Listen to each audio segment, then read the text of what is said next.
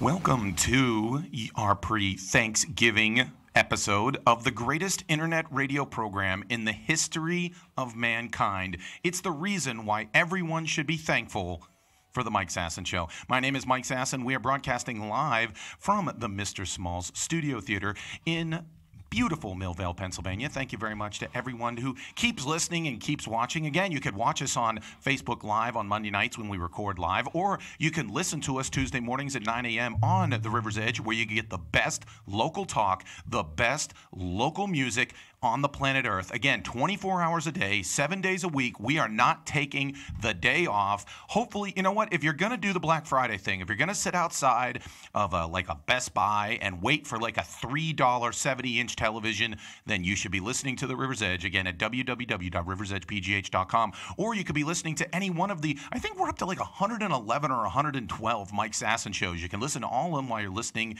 to all sorts of great podcasts that are broadcast from the River's Edge on Google Play, on SoundCloud, or on iTunes. All you got to do is find the River's Edge. You can find all the Mike Sasson Show pages. Today on the show, we're going to be doing, again, our pre-Thanksgiving episode, plus going over the fact that if you're watching us right now, you know that Alex has a new hair color. We're going to go into that. It's actually very Steeler-esque. It's very Pittsburgh. It's very black and gold. It's very Wiz Khalifa. I like it. Also, we can talk about the fact that I found out something, what a plate of fruit and popcorn costs if you do it at Heinz Field. Also, we're going to have comedian Ron Placone, Pittsburgh native, lives out in Los Angeles. He's going to be coming home Wednesday, 8 o'clock at Ham Bones. He's going to be performing his comedy. He performs all over the country. He's going to be coming home, a guy who, when I was starting out in comedy, if Pittsburgh comedy was like high school, he was like a senior when I was a freshman. But now he's coming back, and he's going to be doing his comedy here. So we're looking forward to that. Also, a lot of really cool stories. And I found, in my opinion, the least talked about Jesus quote ever. It's one of my favorites, but it's never brought up. Anytime you bring up Jesus, this is never spoken about. So I'm going to be bringing this up. And again, with me as always is the greatest internet radio producer in the history of the medium. She is a first ballot Internet Radio Hall of Famer. If you ever want to visit the Internet Radio Hall of Fame, it is outside of a Cricket Wireless in Youngstown, Ohio. It is Alex Clemens. Alex, thank you very much for being here again. Oh, you're welcome, Mike. I feel so kind of far away from you today. Why is it you feel far away from me? We are seated a little bit farther away from each other. I know. Now we. I don't mind it. I know. You specifically requested Brian, the Godfather, to put you in another room. Yeah. At one point, we're going to turn you into like the Robin Quivers and put you in like a glass case, so you wouldn't even have to smell me. Is it me in the glass case, or is it really you? I don't know. That's a weird thought. Was it Robin in the glass case, or was it Howard all those years? It was Howard. I believe it was actually Robin. But here's the thing. So thank you very much for being here today. Let's just get right to it. Most of the people who listen to this show and watch this show are huge fans of you. One of the reasons why is because you have a sense of style that is unique to you. And right now, literally today, you went to, I think, your fourth hair color since we've been doing the Mike Sasson Show. So, I think it's about 4. I think it might be more than 5 or 6, you're saying? 1, 2, 3, 4, maybe 5. Maybe 5. If you count boring blonde. Boring blonde. Boo-hoo. Was that the color that you requested from the salon? Can you give me boring blonde? Yeah, give me basic bitch blonde. Basic bitch blonde, and then she gave you some Uggs and some pumpkin spice latte. Yeah, it comes with that. There you go. But what is the color that you would describe your hair now as? I don't know even how to describe it. What did the salon person describe it? We didn't. So we tried to go for this more of an orangey color than it is, but we couldn't get the blue out of my hair. So then it's a little bit different. So now I don't really know what to call it. I'm sure that someone will give me a color for it, because that's what people do when you have a colored hair. They're like, that's that color. And I'm like, no, I don't think so. So if you're watching right now, here's the game. I want you to name Alex's hair. I want you to name the color. It does even, like, it looks different, like, even in the Facebook Live video than it does in person. So. Yeah. So make sure but if whatever you think she has, whatever color she has, write that down on the Facebook. Say, hey, tell Alex what color hair she has, because she's out of ideas. She's completely in the dark about what color hair she has. Now, let me ask you a question. Was this then a collaborative effort with your stylist, or was It always is, yeah. But you didn't come with you didn't go to a Sherwin-Williams and you have like the color little swatches where you sit there and go, I want this color. That didn't happen? No, I sent her like some ideas and stuff typically, and then we kind of worked together to get whatever. What was the idea? What was the impetus? What was the thrust for the idea? Well, I mean, it's always other people's hair. Okay. So. Whose hair? Just people you met or people like famous people? No one I know. Okay. Just random people that post photos of their hair on Instagram. But I thought it would be a nice way to kind of brighten up everyone's winter. It's been a dreary, it's not even winter yet, and it's been very dreary here in Western Pennsylvania. A lot of just one of those never-ending days of rain. Yeah, I mean, everyone's always like, I want fall to happen. This is what fall is.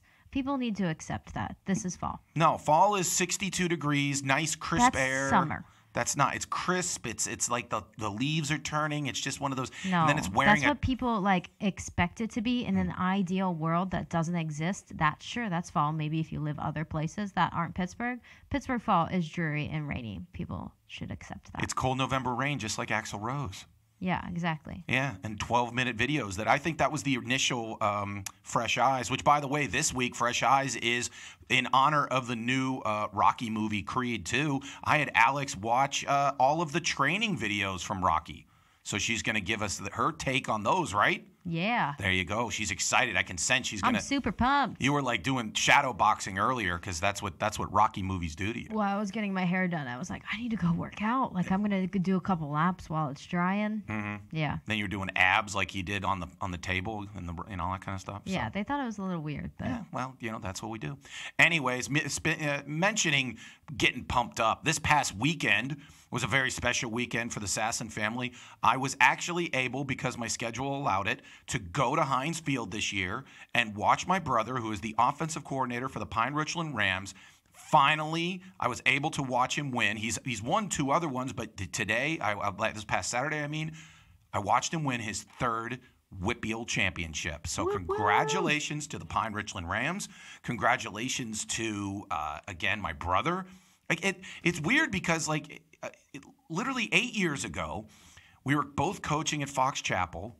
We were fired because we weren't good. Yeah. And a day later, he was hired by Pine Richland. And who knew? It was like the definition of failing upwards. He failed and got into a great program. Him and Coach Eric Kasparovich have turned that into just the powerhouse of public school football here in Western Pennsylvania. So now he has won his 3rd WPIAL title, so congratulations to him. Now, what made it special for me, not only was the first time I was able to watch it live, but so what happened was a couple of the boosters at Pine Richland got a hold, and we got a box at Heinz Field. Yeah. And what happened was they said, hey, for $18 you can sit in the box. So I'm like, okay, cool. That's really not a bad price. Not bad. I wouldn't have to be cold. I can sit in the box like I'm a big time stud. And so when you go in there, my niece Mia, my niece Carly, and my nephew Jack were all in there. They're just terrorizing the place, being Rolling Stones, being children, terrorizing the place, being Rolling Stones circa 1972. And so eventually, when the game was about to start, the person who's the person who runs the box or whatever comes in with a menu and sits there and says, "Okay, would you like some stuff to eat?" Now again, I'm being the nice uncle. I sit there and I wanted to get something healthy and something that they'd enjoy. So I go, okay, well, here's what we'll do. Let's get a plate of fruit. Let's get some popcorn and 2 6-packs of Diet Pepsi and 2 6-packs of water. Mm-hmm. And then as people were starting to drink the Diet Pepsi, I'm like, you know what, bring another 2 6-packs. So essentially what would basically be like a 12-pack that you'd get at Giant Eagle, which typically retail value usually about maybe $10. Yeah. Plate of fruit, maybe retail value $10 to $15. Popcorn, retail value I'll even go above and beyond $5. Yeah. Okay. What do you think at Heinz Field that cost? Let's review everything all together. Yeah. And are you showing the picture of the spread? Yeah. Now up top, the other people bought the pizza and the pretzels with the cheese. I was the popcorn, the fruit, and then there was water. And then, just so you know, because it took a while to pop the popcorn, they gave us the chips for free. Oh, wow. They said they gave us the chips. Okay, so fruit, water, soda, popcorn. How much did I spend? I'm going to say $75. $300. Are you serious? $300. There was a $55 administration fee. What does that even mean? I don't know. What were they doing with that popcorn? Was it golden popcorn? Well, I got to keep the tin. Oh, thank God. Yeah, you got to keep the tin. So, like, legitimately... The tin itself just cost $250. You paid $50 for all the food. Yeah. Now, it was unlimited popcorn, so they did come back in and dump, like, another tin in there. But not unlimited fruit? Not unlimited fruit. Which, by the way, Jack, my little nephew, huge fan of the fruit. So, thank God. There you go. But here's the thing about it, which was so unbelievable. So, I order this stuff, and I go, yeah, approximately how much am I looking to spend here? And he goes, and the person goes, oh, well, you know, I can't give you an idea. It's an administration fee. She was just very kind of like nervous the whole time. So it wasn't like, I don't know if whether she was nervous around me or because typically the people who are in these boxes are like super like, you know, big swinging dicks. Have money. And they're just like really impatient and all this other kind of stuff. So when she comes in and hands me the bill and I sit there, well, first off, just in full disclosure, it was actually about $260. I felt on a $260 bill. You should probably tip her. I tipped her $40. Yeah. So I didn't go cheap, so I'd made it even like $300. But still, I asked her, I said, how much is all? And she goes, oh, yeah. And that's what got $55 administration fee. And then I read what exactly an administration fee was. It essentially was, it wasn't even, there was like gratuity, but it wasn't going to the person. It might have been going to the people that was cooking. I really think that cooking your popcorn, really, and slicing your fruit. Really, what it came down to, in my opinion, is no one ever looks at the bill. When anybody gets in one of these boxes, essentially what happens is it's typically some corporate function, and the person who has it essentially just throws the company American Express around, never sees it, just sits there and says, yeah, get 2 pizzas, get wings, blah, blah, blah, blah. And then they just give it to them, and it just says like $1,500, and they don't care, and they just sign it and walk away. And it was weird because I literally was like going up to the lady, and after I ordered this and I was kind of scared, I look at her and I go, because you're not telling me the price. When anybody sits there and says, don't tell me the price, I go, yeah, I want to cash out. She's like, you sure? Because I really think that if someone in the box would have been like, yeah, can I have some chicken wings? She'd have charged me like $60 on my card. Yeah. So I was like, no, I'm cashing out. And I couldn't make a scene. I couldn't sit there in front of like everybody in the box and be like, what the hell is this crap? What the hell? Yeah. So I just was like, really was like, okay. And Did you kind of feel like a baller though at the same time? The fact that I'm not trying to say that I'm independently wealthy, but I'll be honest with you, I can afford $300 popcorn at this point. Oh, damn. So I kind of was somewhat of a baller. Yeah. But I will say most of the popcorn ended up on the floor because I think my nieces and nephews, who, by the way, at this point had watched their dad win 3 Whitfield titles, were just more excited that, like, popcorn was available and they were up until midnight. That was what they were more excited about. Right, yeah, obviously. But so, again, if you ever go to Heinz Field and you're in the box, I would say don't pay for it because let someone else pay for it. Let someone else pay for it. And if you do have to pay for it, make sure you at least get the popcorn because then you get the tin. Oh, and the other thing about it is so what happened was I bought like what turns out to be like 4 6-packs of Diet Pepsi. Surprisingly, I could not consume 4 6-packs of Diet Pepsi by myself. And everyone else was being all like, whatever. I was literally going up to the other people in the box. I'm like, hey, you have Diet Pepsi, whatever. And they're all just like, no, we're good. We're just good. So eventually at the end of the thing, I had like 2 6-packs of Diet Pepsi left. And so I'm like, I'm not leaving this. No. This is like $40 worth of Diet Pepsi. So I'm walking out of Heinz Field carrying 2 6-packs of Diet Pepsis like I just left a freaking beach. In a tin. In a tin. Yeah, and a tin. Like one of the 6-packs was in the tin and the other one was this, and I'm walking back like, you know, like I'm carrying a baby throughout the whole sitting there like that. But again, I can't leave it because I'm somewhat of a baller for buying the $300 worth of popcorn. But on the other hand, I'm sitting here going, you know what? I don't think that, I don't know. You tell me if you'd have caused a stink or done whatever. Because what we're going to do, we're going to take a break, and we're going to give a holler to Ron Placone, who, again, is a Pittsburgh native a comedian out of Los Angeles who went to Central Catholic and performed here throughout the area, is coming back the day before Thanksgiving. There's a lot of great comedy around this weekend. Make sure you take a look. I'll actually be at the Comptra Theater this Saturday up in Cranberry with drinking partners again. Great people, Ed Bailey and Dave Bracey. But this Wednesday, if you needed something to do with your parents or something to do with your brother who's a kind of a weirdo and you don't want to talk to him, 8 p.m., Ham Bones, out in Lawrenceville. You can watch Ron Placone do his comedy, and we're going to be talking to him in a couple minutes. Again, it's the Mike Sasson Show. You're listening to The River's Edge at www.riversedgepgh.com. We'll be back with Ron Placone in a couple minutes. See ya. Bye.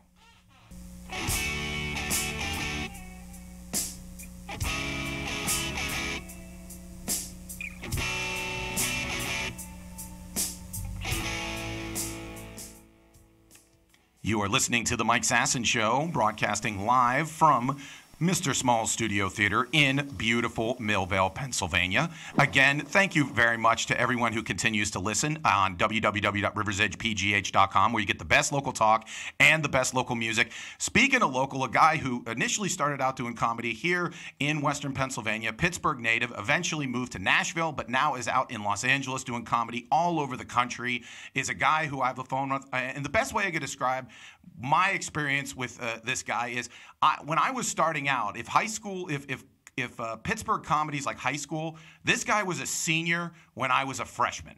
But he's coming back in again, and he's going to be doing a show at Ham Bones at 8 o'clock this Wednesday. Beautiful venue, great comedy venue. It's going to be amazing. So check him out again at ronplacone.com. You can get tickets. It is Ron Placone. Ron, can you hear me? What's up, Mike? Good to be here. Thanks so much for having me. I got to say, though, it's actually Friday, not Wednesday. Oh, it's Friday. I apologize. This Friday, 8 o'clock, correct? Yeah, this Friday, November 23rd, day after Thanksgiving, 8 o'clock at Hambo. Oh, okay. Yeah, so this Friday, again, so you're going to be filled with turkey. You're going to be sick of your uncle, who just basically just been just droning on about stupid stuff. You're going to want some comedy in your life so you can get over it. Bring everyone to the family down to Lawrenceville. It's almost become like hipster Disneyland. So you can go down, you can show your parents what a guy with a beard, looks like, and you could go down. That's right. They could go down to Ham Bones and watch Ron. Now, Ron, again, you started doing comedy in Pittsburgh, and then you eventually went down to Nashville to do radio, and now you're out in Los Angeles. But when you come back to Pittsburgh, what would you say is, like, outside of seeing your family and friends, what is the one thing about the city of Pittsburgh that you're like, okay, I'm going to be going to Pittsburgh. I can't wait to do this or see this or feel this? Well, one of my favorite things to get food-wise is Vincent's Pizza. Mm-hmm. That's, and I grew up right around there. I grew up in Forest Hills, which is right near where Vincent's Pizza is. And that is my favorite pizza spot, I think anywhere, like in the world, I'm pretty sure. And I've been to Italy 3 times. But but I never, not get Vincent's whenever I come back. I don't know if I'm going to be able to this time, but I'm really, really hoping to. And for anyone not in the know, it is a mountain of pizza, and it is just freaky delicious. And my fiance is coming with me. It will be her first time to Pittsburgh, and I don't know because she's not into super carby, bready stuff.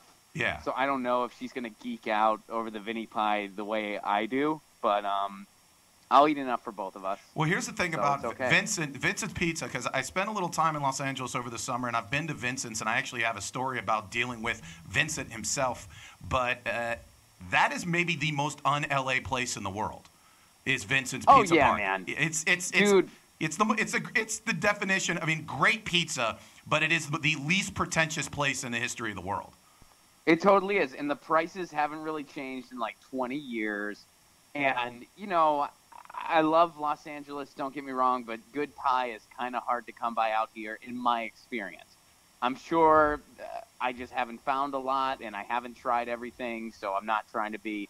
But it's a little harder to come by, so that is something that I really like to dive into when I come back to Pittsburgh. And, yeah, Vincent's is just such an unassuming place.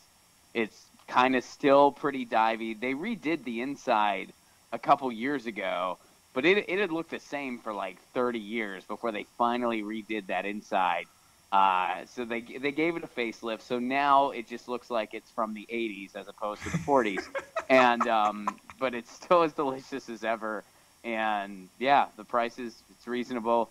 So that's one thing, man. And then a lot of like my favorite things to do in Pittsburgh are actually like summer activities. Uh-huh. So I'm a little bummed out that, especially since, like, again, I have a new fiance. It's her first time going to Pittsburgh. So I'm kind of bummed out I don't get to show her, like, my favorite summer activities.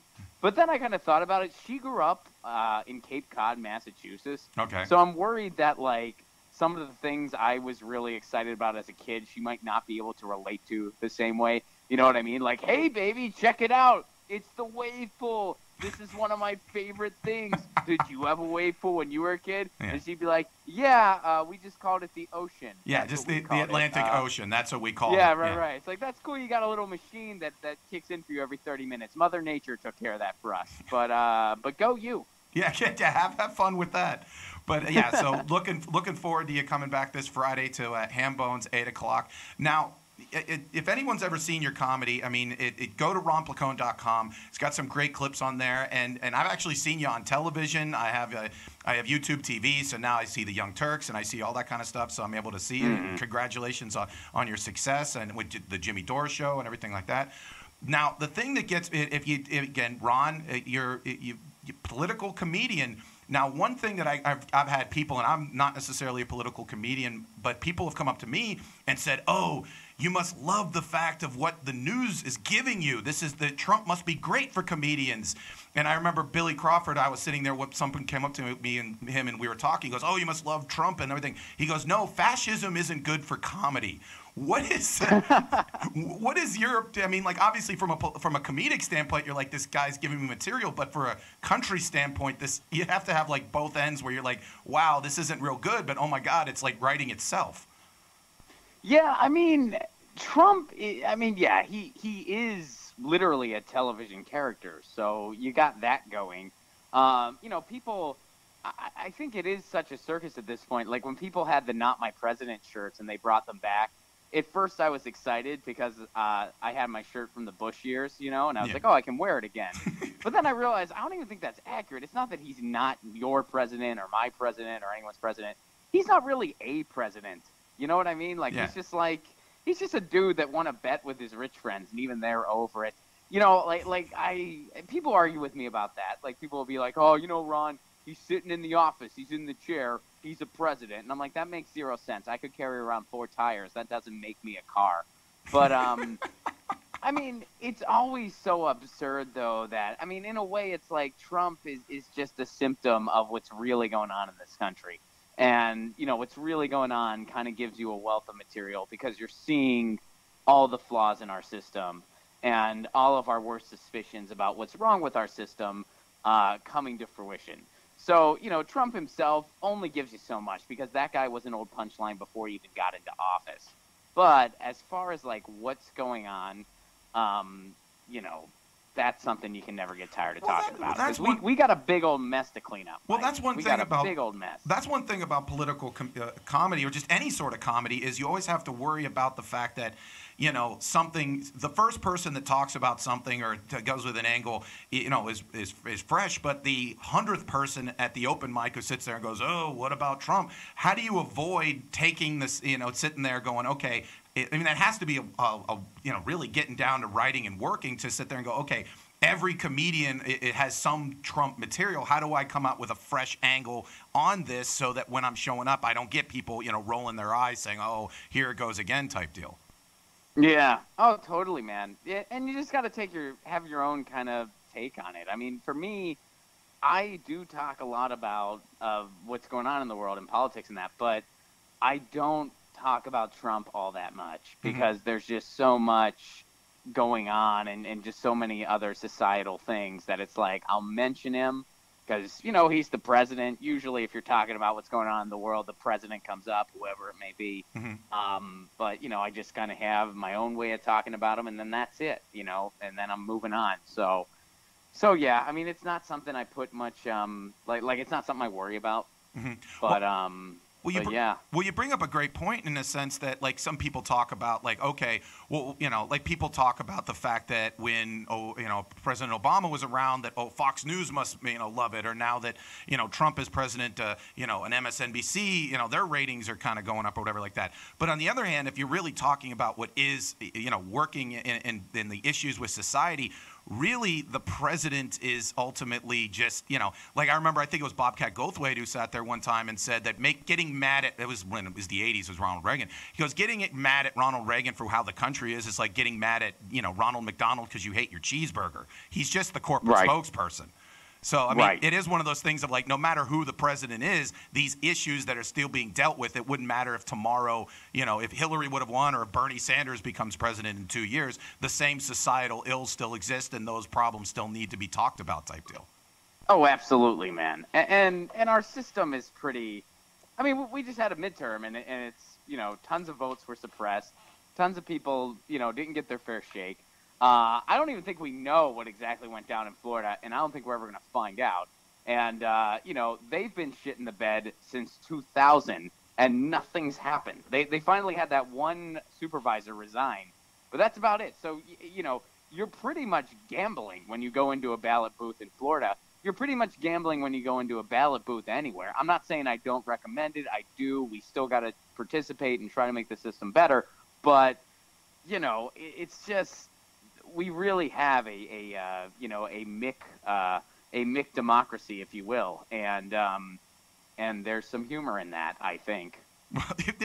Absolutely, there's humor in it. You can hear it on Friday at Ham Bones, 8 o'clock. Again, you can see him. And again, you can see him on the Jimmy Dore Show. You can see him on the Young Turks. You can hear him.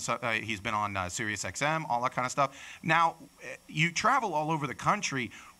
Do you find that there's more similarities between audiences all across the country, or do you eventually learn that, okay, if I'm in this part of, the South, or I'm in this college town, it could be different, or do you get surprised? I mean, how has traveling changed in terms of how you view your comedy and how every town kind of treats you?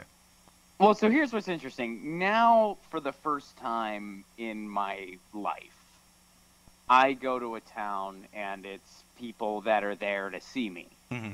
I was a road comic for years, just kind of doing the club circuit, and that wasn't the case. Now, I do a stand-up tour with another comedian, Graham Elwood. I do some dates on my own, too, and then I do some touring with Jimmy. So, in any of those, for instances, the people that are coming out to see me, which is new and, pretty incredible. I'm very gracious and thankful for it, and I hope it continues, and yada yada yada. But so it's always people that are coming out to see me.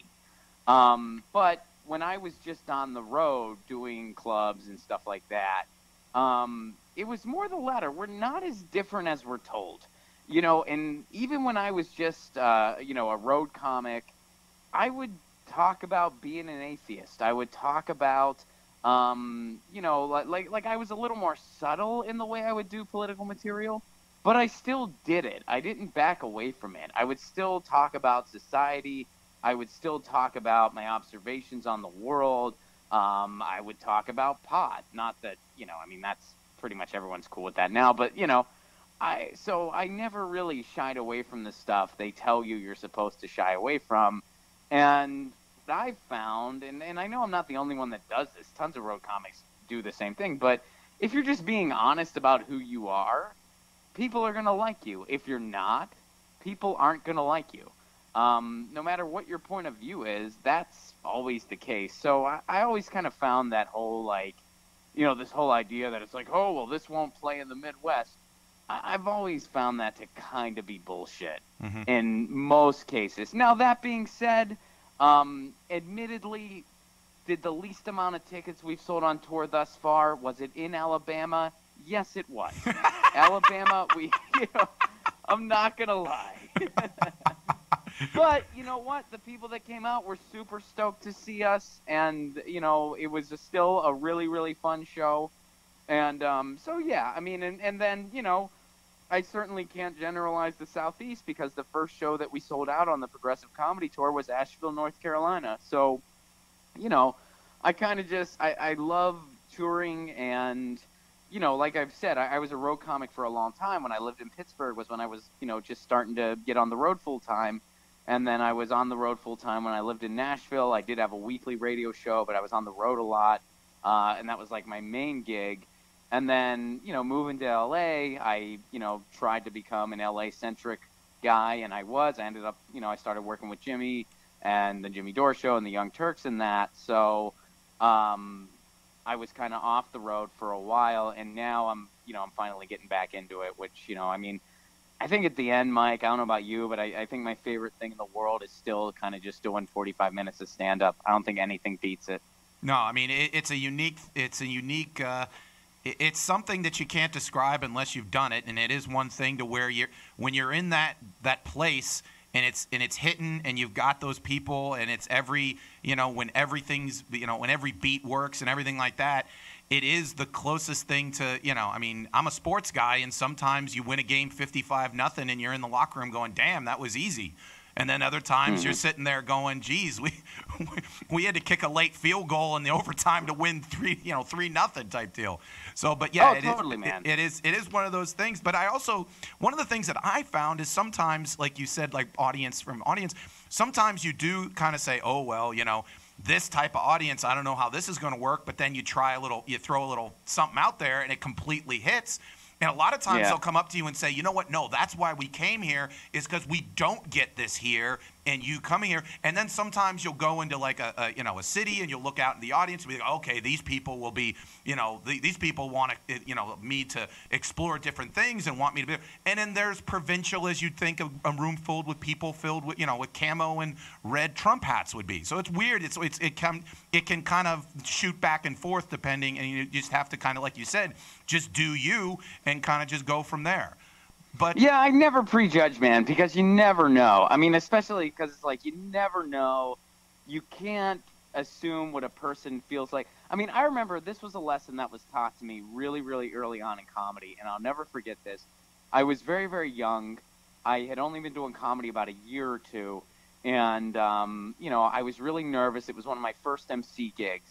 And the headliner was sitting with me, and he's like, yeah, you seem kind of nervous, Ron. What's up, man? You're ready for this. You're going to be fine. And I was just like, man, I'm a little nervous, though, dude. There's a lot of older people here, like it's a really older crowd. And he goes, what are you worried about? What's the problem with that? And he's like, I don't know, man. They're older, And he goes, Ron, how about you remember this? They have been laughing longer than you have been alive. and I had a decent set that night, and I've always carried that with me ever since. I think it was Vince Valenzuela, a headliner out of Seattle, Washington, who gave me that piece of advice, and I have carried it with me, and I've repeated it. I've given him credit, but I've repeated it to other comics, like, hey, this headliner out of Seattle once said to me, they've been laughing longer than you've been alive, and so point is, you can't prejudge anyone, and I just don't. These days, man, I usually don't even look at the audience before I'm up there. You know what I mean? Like I don't. Like other comics, they inspect it and they're like, I don't know if they'll like this closer I have about blah. Like, who gives a shit, man? Like, just go do you. Why are you overthinking this right now? This is the most fun part of what we do. Because we're comedians. Because we overthink everything. That's how someone comes up with 20 minutes of material about toothpaste. Is because someone looked at toothpaste and said, I can get 20 minutes of material out of this. So that is very true. No, that is very true. But and maybe it's I think like now that I'm not as stand-up centric as I used to be, I appreciate it a lot more. Like, I've always appreciated it, and I've always loved it. But I think I appreciate it more now than I ever have before, because I live in Los Angeles, where, stand-up in Los Angeles is, it's hard to come by. It's not, like there's a lot of stage time in Los Angeles, but a lot of it's awful. And you're not getting great club spots unless you are a celebrity. Unless you are literally a celebrity, you're not getting great club time. So, you kind of really just appreciate stand-up so much more, and you just love doing it so much, and you just kind of appreciate when you get just that captive audience. And so, yeah, I've tried to really just, I always remind myself, I'm like, this is the fun part. Like, if I'm like, this is the fun part. And I love creating content. I love, producing stuff. I love writing. Like I do a lot of the monologue jokes for Jimmy that he uses. I love all that too. I love the creative process. It's amazing. But man, if I had to give a gold star out, there's still nothing that beats just being on stage for 45 minutes doing stand-up and taking an audience wherever you want to take them and seeing where they go with you. Like there's just nothing like it. And you can see it this Friday at Ham Bones at 8 o'clock, where, again, in a great venue for comedy. And I love it, and it's going to become a club now. Yeah. Yeah, it's Burning Bridges. John Dick Winters and Derek Minto have turned it into Burning Bridges Comedy Club at Ham Bones. So they've had a couple weekends, had some great headliners in, and so I mean it's what this town needed, because again we have the Improv that brings in the people from outside, and then Arcade does what it does, and there's other places, but to have a dedicated space on the weekends where there is a space for not, like you said, not a celebrity per se, not someone that has that has appeared in necessarily movies, but will in maybe 2 or 3 years or whatever like that. There really wasn't a spot in Pittsburgh for that, and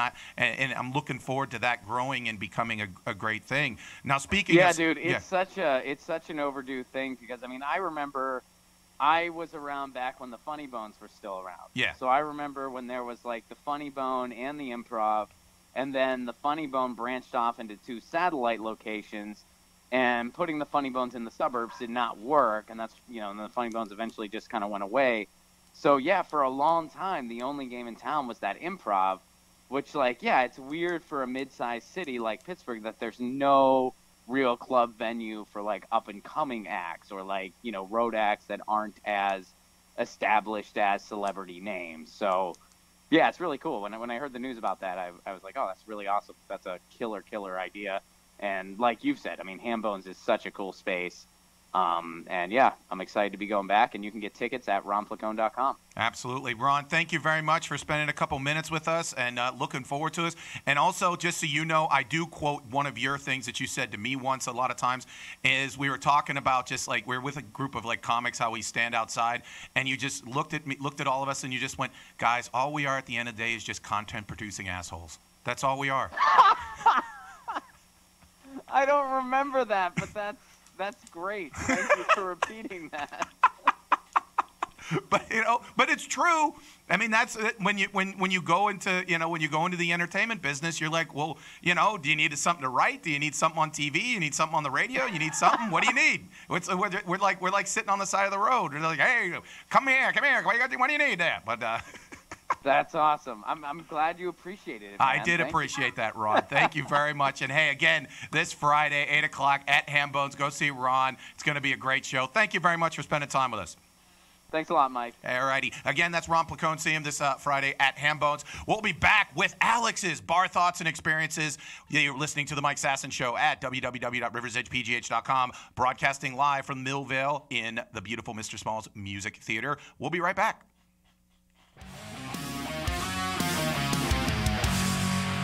Forget everything I ever said about giving you a second chance.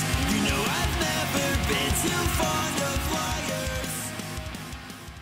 You are listening to the Mike Sasson Show, broadcasting live from the beautiful Mr. Small Studio Theater here in Millvale, Pennsylvania. Again, thank you very much for Ron Placone. Alex, you enjoyed Ron. That was some nice stuff. I did.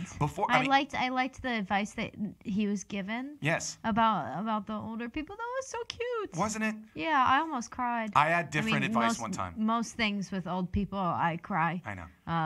But that really, really got to me. I was given slightly different advice at one point. I was given advice where someone said, "Oh, I don't know if I want to get dirty with these people." Like, the guy's been in a war. You think he's never swore before? And then someone else said, "Yeah, they've been fucking since you were born." So yeah, I like they've been laughing longer than you've been alive. Was the cleaner version. That's very nice and adorable. Yeah, I know.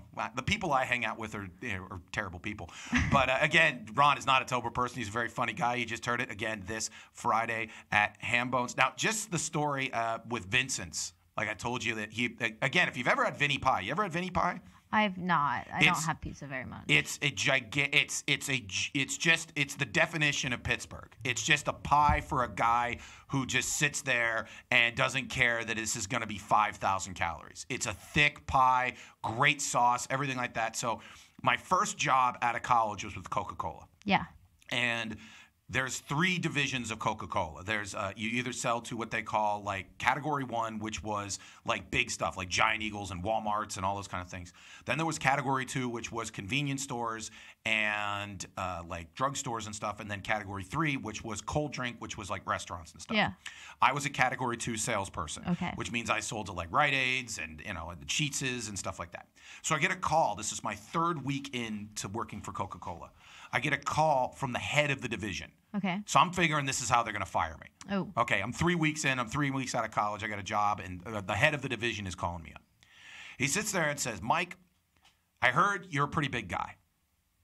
I'm like, yeah, I am. He goes, well, I got a job for a pretty big guy. Oh. And I go, okay. He goes, I need you to go to Vincent's Pizza Park on Ardmore Boulevard. I need you to kill them. And I need you to talk to the guy. We're having issues with getting his soda and everything like that, and I think you might be the person that can talk to him. Now, again, I'm 23 years old, right out of college football player. You know, I'm thinking, I'm a big guy. I can walk in this, blah, blah, blah, no problem. So I walk into this place, and just like Ron described it, it's a great pizza, but the ambiance is definitely dive bar. Yeah. So I walk in, and Vincent at the time is a gigantic man. And he's wearing like a button-down shirt, but it's opened up all the way to the bottom. Yes. And he's got like the gold chain, and he's got like the chest hair and everything like that. And he looks at me, and he just goes, "You from fucking Coke?" And I go, yes, sir. He goes, "Where's my fucking Coke?" And he pulls out a revolver and puts it on the table. So I'm sitting there going, okay, this is pretty interesting. No. So I sit there and I go, what's the problem? He goes, all I ask you guys to do is you guys call you. We don't open up until midnight because this place is open up till 3 in the morning. So I ain't showing up at like 9 a.m. So if you guys got to show up at 9 a.m., you could put the stuff in the side in the back room. I'll leave the door open. You just got to lock it because if you guys leave it outside, these people, they'll steal the soda. All you got to do is that, or you come afternoon. That's all you got to do. Yeah. And I go, well, I think, let me see what I can do. I call up the distribution manager for Coca-Cola. He goes, we won't put it in an unlocked room. So I go, they won't put it in an unlocked room. He goes, I'll give you a fucking key. And I go, he'll give us a fucking key. And he goes, okay, well, we'll get a fucking key. And I go, the key is good. He goes, okay, here's a key. So I had the key to the back room of Vincent's Pizza Park and then handed it to the distribution manager for Coke. Yeah. And so every Wednesday when they delivered his Coke, they would open it up and leave it in there and then lock it behind him. And that's how he got his soda. I mean, it seems like you should have probably made a copy of that key. Yeah. And then went back and got all the leftover pizza. Yeah. But I didn't because I'm an honest person. Right, yeah, that whole thing. Yeah. But you know who isn't an honest person? It's Alex. Ugh. I don't know. I don't know how to lead into that. That was rude. I know. You're a very honest person. You're so good with segues. I know. I'm the worst segue person in the world. But you know what Alex is good at? Drinking and talking about it. It's Alex. It's Bar Thoughts and Experiences. Alex, play your theme song. It's very quiet. It's a very, very quiet song. My style is so dope, though. I know. It's a love song to pizza. Speaking of pizza, how much? Wait, let's get back to this. Oh, so God. you sat there and say you don't eat pizza much, yet your theme to your one big segment is a song about pizza? It's more about everything else about me, like my style and just how cool I am.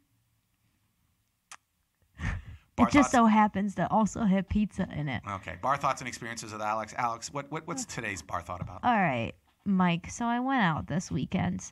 We've been hitting up Tequila Cowboy. I know I saw in one of your big thing was you had to make sure that your boob wasn't popping out of your dress or your shirt. Oh, yes. My Now- sister, I think her whole story the other day on Instagram was just about me.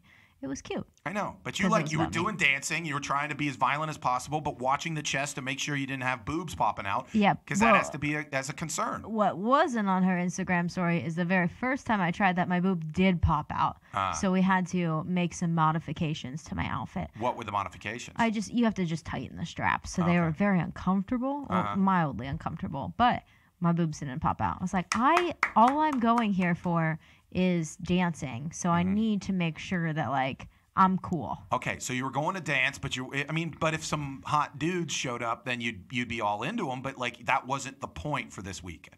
To have my boobs pop out? No, for just meeting dudes. Meeting dudes. I mean, it's never really grabbing snakes. For me, it's never really the point. I don't typically go out to places and like I'm gonna meet a dude tonight. That's not usually in my mind. Speaking of Tequila Cowboys, is right near Heinz Field. You were right near me. You could have had some $50 popcorn. Mm-hmm. Okay, I know. Whatever. Go ahead. I'm not coming over there. Okay. No, that's never my intention is to meet dudes. It just happens all the time because I'm me. And so I met this. And people are worried that boobs are going to pop out. Like, I don't want to miss that one time that the boob pops out. I know. I didn't dance too crazy, though. Okay. But so I met this guy at Tequila Cowboy. Okay. He looked kind of young, but I was like, whatever. He started talking to me. And so we like talk for a while, blah, blah. And I'm like, listen, dude, I got to get back to dancing. It's my least favorite thing about talking to dudes at some place like Tequila Cowboys. Like, my main concern is dancing. I don't want to dance with you, number one. And number two, I want to dance with my friends and go crazy. Okay. So you're really impeding on that. And I don't want to scream at you. Not like I'm meanly. It's just like I'd hate talking to people when there's loud music. I just scream at people. So you were just taking a break from the dancing. Somebody comes up to you, tries to move on you. Yep. You're like, hey, I appreciate that you like the goods. That's what Alex is all about. But I'm here for dancing and friends. Yep. So please don't stop my mood right now. I don't want to create a scene. I will if I need to. I'm here to dance. Yeah, typically I'll just give people my number and be like, here's my number. Just like text me sometime. Like I just, right now Do you ever give I a don't fake feel number? like I can't think that fast, okay. to be honest. Okay. But yeah, so then I did give him my number, and then later in the night we found him again. Okay. In all of Tequila Cowboy, we found this one man again. It's a giant complex, isn't it? It's huge. It's fucking it's huge. like 5 different bars. Like if you're looking for someone, it's impossible to find them. Yeah. But if you're not looking for someone, they're right there. That's how. That's always how it is. That's how it works. Yeah. So we found him again. He me and my sister have this huge crush on this celebrity right now. He's in like a bunch of like teen drama movies that we've been watching. Okay. Do you know the name? The name of the guy? Yeah. Yeah, his name's Noah Centineo. Okay. Something like that. Noah. Are you looking him up? Yeah, I want to see the dude that is making Alex swoon right now. Oh, he is making us swoon. He's just so cute. He has the cutest smile. What's his name? Noah.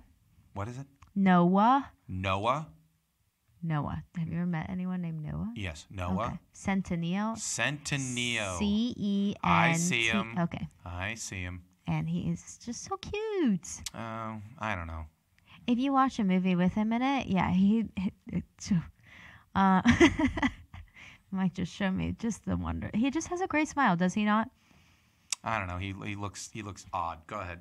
So, anyways, this guy that I was talking to, I'm not quite sure if he really looked like him or if in my mind I was just forcing myself to think that he looked like Noah. So it was like I was kind of like all about it. Okay. So we were talking for a while. I really don't even remember what we were talking about. But then we decided. He was like, would you like to go on a date with me sometime? He was like, I go to school, so I'm only here this week. And I was like, yeah, I think I could find some time for a date. Okay. And he was like, what do you want to do? And he suggested some ideas, and they were all pretty fucking terrible. And I don't really like dates to begin with. Yeah. And he was like, well, what's your favorite food? And I was like, tacos. And he was like, don't judge me, but my favorite taco place is Taco Bell. And I was like, I would never judge you for that. That's also my favorite taco place. And he was like, would you want to go on a date to Taco Bell? I was like, I think that I might. But also, so it sounded really good in the moment. I was like, yes, Taco Bell, let's do it. How cute is that? Like, we don't have to try at all. We're just going to Taco Bell. By the way, is this young man like 19 years old? He's 22. Okay. That's what did you get an ID from him? No. Okay. Well, he was in the bar, so he had to be at least 21. Yeah. I was in a bar when I was 18 years old, and I had like some graduate student's ID that said I'm currently 67 years old. So go ahead. Okay. Well, yeah, he might be younger. I have no idea. Okay. But but when I was thinking about dating it, the young dudes already. You're already past it. I don't want to. I date older men all the time. No, but They're now not you're my into thing. you're now into like younger. Yeah, but I only have a week. He goes back to school. Where's so he go to like, school? IUP. Yeah, it's Does that make you judge him? I theoretically a school, I guess. Go ahead. Okay. I'm kidding. I had 2 siblings go to IUP, but they're not bright. Go But ahead. I only have a week to deal with him. Go to so. IUP up there. IUP stands for I usually party. Dude, you'd be so... Oh, I've been to IUP. Don't worry. I know, but I'm talking now, being like, you're the older broad. You know, come up there. Yeah, that'd be good. I'm too old for that I shit. know, you clearly are. But go ahead. But now that I'm thinking about it, I don't think Taco Bell is a good date idea. Because one, there's no alcohol involved unless you're taking a flask, which might be cool. Also, it's just like there's no Taco Bell anywhere in Pittsburgh that's in a good location for a date. You know what I mean? Like I was like, oh, maybe we can go to the one like in the north side, but no, you don't want to walk outside of that place, you know? And like you're just basically stuck at Taco Bell, and then what are you doing? Yeah. You know? You can't just like walk around. It's not nice outside. And there's no Taco Bells in any good places. They're on like the side of highways everywhere. I'm thinking of the one I grew up with in the Waterworks. That might Is be. that nice? It's a Taco Bell, How but far I mean, do I really want to go for this date? Though? I don't know. Where's he from? I don't What's his know. area? Oh. I don't know. He's Maybe. from IUP, so I have no idea where he lives now. But I mean, like, yeah, he's probably from the Pittsburgh area. But I'm saying, like, the thing about like a date where you take someone to like a fast food joint, that only works if you're like insanely good looking and you're trying to be like, oh, I'm normal or something I don't like have that. to try, yeah. I don't have to try. Or like what would I do? It would have to be something to where I was trying to prove I was real. Like if I was like a like super real down to earth. Yeah, like if I was super, super famous, that would be my move, that I would take someone to Wendy's. I think maybe he is super famous and I have no idea. Maybe it's it is just this like, guy. Maybe it's just like last week where, the dude pretended to be famous, but now he's actually famous. Yeah. I don't know. I'm going to say he's probably not. He Okay. also talked too much for me. When you're getting with Alex, how much should you be talking? Probably not a lot. I talk a lot, especially on dates and especially in one-on-one situations. And people who talk a lot, I don't really know what to do. Because I'm like, I can't get all of my sentences out, and everything should be about me. I'm not quite sure. My biggest thing anytime I'm in a sort of social situation is we're not at the level to where we can deal with silence. So I do try to fill the air with noise, and it You often just make weird noises all the time. Yeah, I make mostly fart noises. Yeah, that's how I usually Just work. imagine you being on a date, just making those noises. Yeah, that'd be cool. It shows why no I'm wonder. so successful. Yeah, show why I'm so successful. The other thing I always try to do is I found that I'm usually kind of quiet, not because I'm like nervous or anything, but because you listen. I am listening, and B, oftentimes I have found when people don't understand my thought process, that often I can very easily offend. Ooh, yes, that is very true in your circumstance. Yeah. Why would you say that was very true in my... No, just like there are some situations where I'm like, maybe if Mike was talking to someone else, they might be easily offended. Yeah. I'm not personally offended, but I'm also a very easygoing person. I know. So yes, I have had situations where I've been with somebody and I've said something that I didn't think was that bad, and the person looked at me like I just took a giant poo on their face. I would absolutely love if I could see you on a date, just like when they do like on Punk'd and stuff, where they like have video cameras everywhere and they watch people.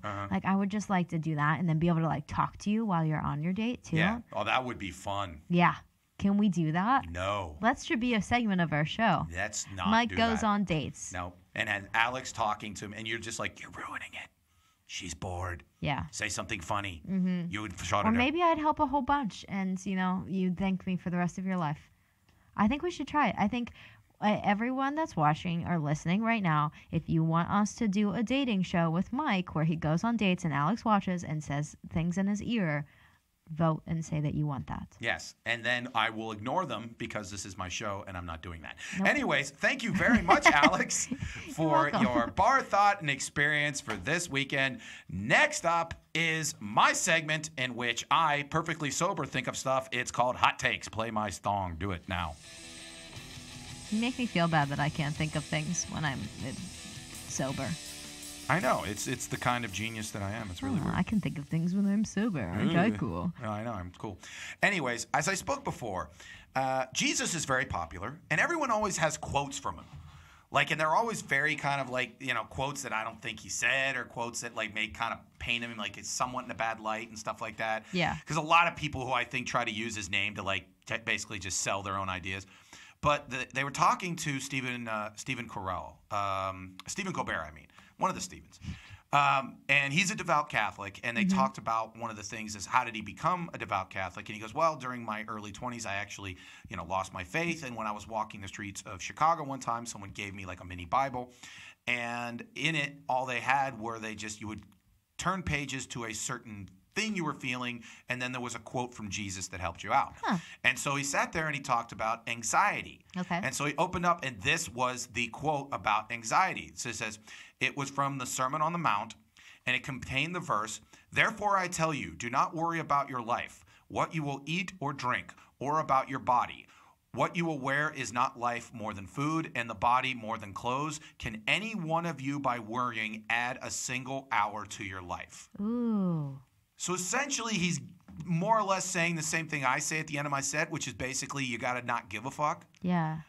But I've never – this is clearly a great quote, and it's like the least popular Jesus quote ever. He's essentially saying, why are you worrying about stuff? It doesn't matter. Your life is as long as it's going to be. Just go from there. I love Jesus quotes that you've never heard because it's probably just a regular person quote, and then someone puts Jesus, Oh, Jesus said that. But that sounds very Jesus-like when you say. Yeah.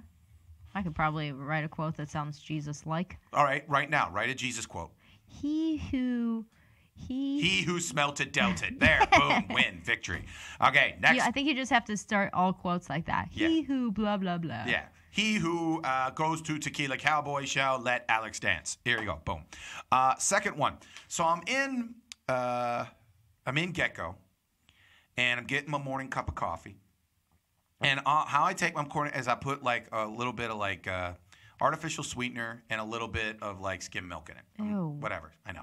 You hate me.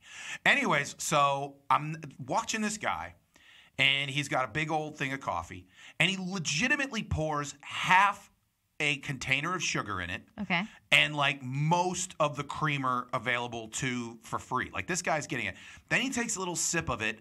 Then he pours more sugar into it and more creamer into it. And I just wanted to say to this guy, you just don't like coffee. No. Pick another beverage. Like, just get an energy drink. If you're just doing it for the energy, Yeah. there's other options. Yeah, like I remember, like if you're putting that much sugar and cream into your coffee, you don't like coffee. No. You should drink something else. So that's my hot take. That guy, you just don't like coffee. So this past weekend, one of my favorite places in the world, like how yours' favorite place is Taco Bell, mine's is Wendy's. I love me some Wendy's. Mm-hmm. So I go to this Wendy's, and it's like line around the whole place. And so I go, I'll be smart. I'll get out of my car, and I'll go into the place, and that Right. should cut the thing. There's a person standing at the door, and she goes, "We're not taking any dining room customers right now." And I'm like, what's going on? I go, there's a line out the block. What's going on? He goes, well, there's only 4 people working, and people caught off, and they can't get people, and blah, blah, blah, blah, blah. And as I drove away, the thought that I had was, the robots are coming, and I can't wait for it to happen. These are the situations that ultimately, like the Wendy's Corporation is just going to be like, fine, we'll have a call center when you get to the box to where someone keeps you your order because you don't know where that voice is coming from. And then ultimately, it'll be a machine that'll make your food. All there'll be is a machine will give you your soda, and then all it'll be is someone's job to just hand you a bag and a soda. Your question wasn't, why is this woman at the door not working? According to her, she said, I've been there since 7 a.m. It's now 7 p.m. I'm waiting for my ride, and, I can't go in and work. Which, BS. But, I mean, again, BS. I know. But, again, I can't wait for the robots because that's what's going to happen. I have a quote, and I just can't even figure out what I did to it. All right, let me think. Let me go to my initial one. Your initial quote? My initial take, because I just wrote something, and literally all it just says mirror on whatever. I figured something out about the entertainment business. Okay. All right. People all the time sit there and say, oh, people sell out or people do this and that's how they're popular. Here's essentially one of the reasons why. Like, for instance, people like you when they watch and listen to this show. The reason why is because they look at you and they feel you mirror their outlook on life, either in how they would like to live or how they feel that they do live. Yes. So really what you're doing whenever you like become an entertainer, you become popular because enough people look at you and say, okay, I either want to be like that person or I feel I am that person. Right. So again, it's not that, because I was thinking about like so many comedians, like somebody goes, oh, well, this person is so funny. Why aren't they popular? And I'll be like, I was thinking about it. It's because they're awkward. Yeah. And when they get up on stage, they're kind of awkward. And when the person sits there in the crowd, a lot of people look at it and go, well, I'm not awkward. And yeah, they're funny, but I don't like relate to that person. Whereas if someone comes up there and is like super confident and super like, yeah, this is the truth and blah, blah, blah. Then someone sits there and goes, yeah, that's how I think. That's how I am and all this kind of stuff. Like think of like a popular comedian. Is there a popular comedian that you can think of that doesn't have a confident stage persona? A confident? Yeah, like they come up there and they seem like they're somewhat, even if they're kind of, they at least have the perception to the audience that I'm in charge and the world is like I'm in charge of this part of the world, like this stage. I mean, like you think of Dave Chappelle, Chris Rock, Robin Williams, Louis C.K. Even when they're whatever, a Seymour, Amy Schumer, whatever. They're on stage and they're owning the stage. Right. They don't feel like, oh, don't look at me. Oh, I'm a little. No, they own the stage. This is what they do, and I think that's one of the keys to the whole thing. It's who do you mirror on stage? Yeah. Those are my hot takes. There you go. Well, thank you, Mike. All we good. And guess what? We're gonna do a quick break, and when we come back, I had Alex watch Rocky training because of the fact that this week, I think, Creed 2 opens up, which is like Rocky 8. It's the 8th Rocky film. Well, there you go. doesn't seem like enough. It isn't enough. There'll be a Creed 3. It'll be fabulous. It's the Mike Sasson Show. We'll be right back with Fresh Eyes, Rocky training. It's the Mike Sasson Show. Be back in a couple minutes. Bye. You'll always stay the same way. Your bullshit theories of wealth and fashion lay on your own veneer of love and passion. We think it's best that you just leave. We are back. It's the Mike Sasson Show. Again, thank you very much to Ron Placone. Ron is going to be performing his comedy live this Friday, right the day after Thanksgiving, 8 p.m. at Hambones. Go and see him. A great comic, and thank you very much. We're going to show you that interview. We'll make that available on Wednesday. But this, right now, in honor of the brand new Rocky, Creed 2, coming out this week, I had Alex with Fresh Eyes watch all of the Rocky training. So again, had her watch that. But first, we got to play our theme song.